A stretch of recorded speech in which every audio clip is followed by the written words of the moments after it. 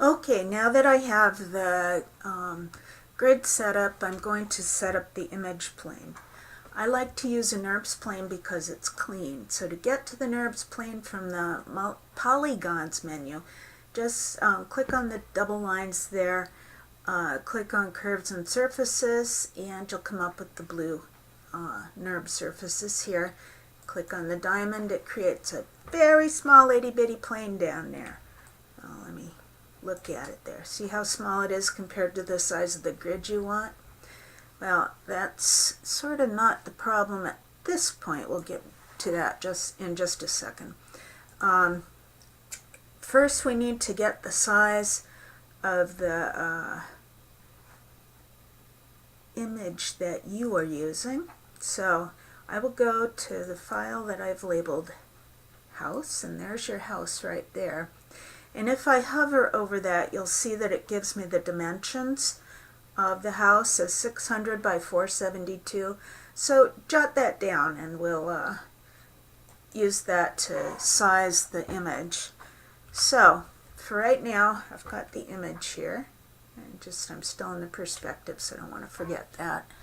And I'm going to go over and apply a texture to it. Now what it's got on it right now is a Lambert 1. The Lambert 1 is the default. I don't really want to edit the default, so I'm going to create a new material. So I'm going to right click and go down to assign new material. I'm going to create a Lambert because it's fairly flat and simple and we don't need a lot on it. And I will go next to the Lambert. Actually, first I'm going to rename the Lambert. I'm going to call it Blueprint Lambert. And then I am going to go down to the color, the box to the right of the color, click File, and under Image Name, I will click what is next to it, the little file folder, and I will load your blueprints. And then I will make sure that the texture is turned on, and there it is. So, let me see here. We're going to look at this. And there it is. It's a little stretched vertically, so we're going to fix that now. I want to go to the 4 up, and I'm going to go to the top, and we'll select that. And the next thing I want to do is give a scale to this. And the number we just wrote down, the 680 by the 600 by 472, we're going to jot that in here. Scale 600 by 472. And now, of course, it's way big. It's so big we've lost the grid. See? Okay, so now we're just going to go to Scale, and we're going to use the Constrained, and we'll bring it way down. Hit Fill again. And you'll see we're back on the grid. Again, make sure it's textured. And it's going to be, what we want it to be about 3 out in each direction. That's good. Okay, now we're actually going to do the scaling. I mean the positioning and final scaling. So let's get to the move. And I'm going to bring a corner of the image to one corner there so I can work on scaling it. Let me fill that in again. Now we're going to right up there, and we want it to come down to 14, and each of these are 5, so we're going to be coming down to around here. So, but we still want to do it as a constrained scale. Because it's, actually, let me snap this over here.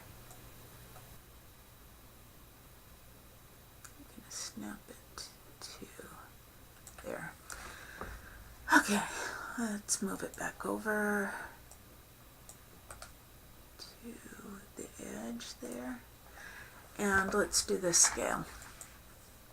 Now, I'll bring it up to, whoops.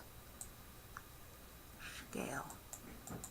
Okay, we'll bring it up to 14 feet there. Is that 14 feet? We'll go 5, 10, yep, that's 14. And it should be fine in the other direction as well now, so we want that to be 20, right? 5, 10, 15. And it's not. So let's see, oops, 22. There it is, we got it. And that gives you your bottom. So let's go ahead and go to the perspective again. And you see it's kind of, let's put this just kind of in the middle to keep things clean. And so we know on this one that we're not working with the side view. Okay, now let's duplicate the nervous plane and just rotate it, because it's already scaled. So we're just going to make a copy.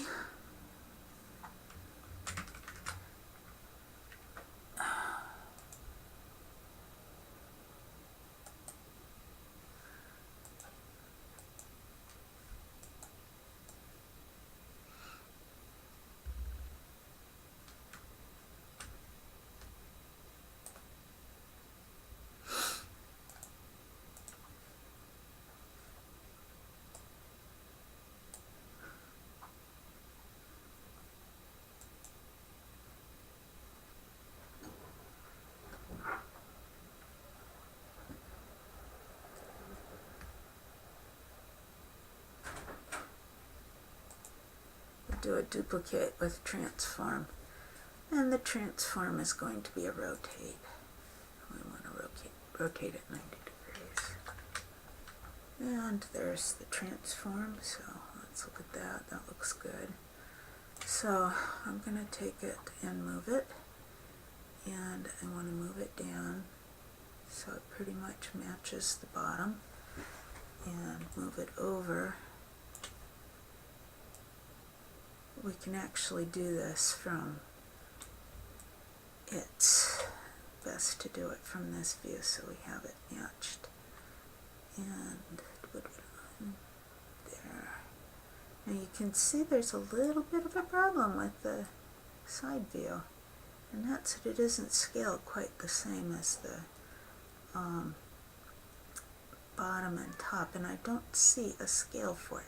So I'm going to assume that it's correct at this point, and what I'm going to do is a constrained scale and just make it bigger here. And then move it.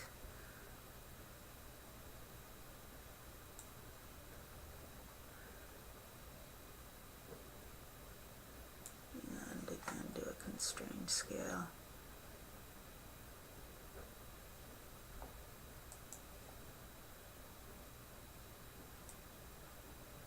Oops.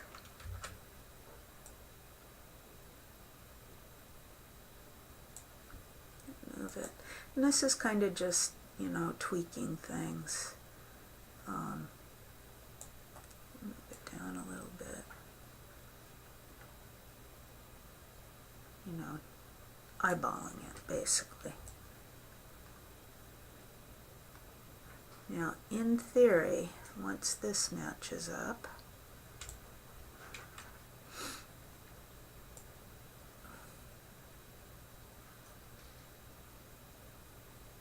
they need to be just a hair longer.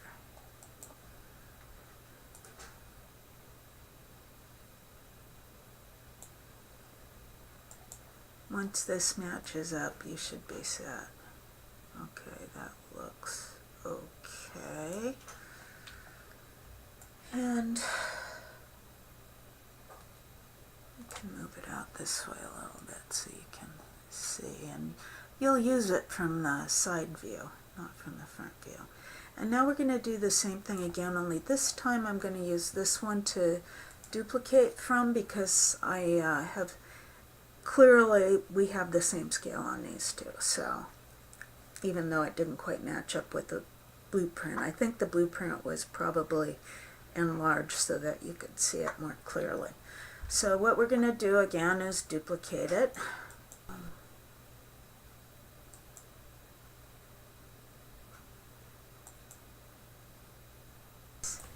And now we'll rotate it up 90 this way.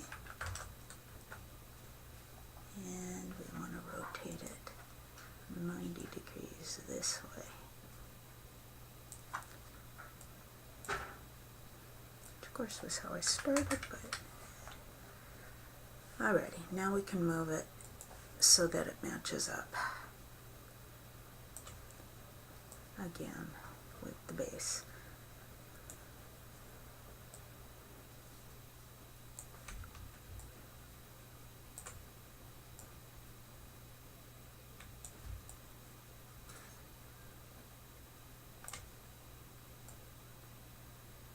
And now it looks pretty good. So there you are. Now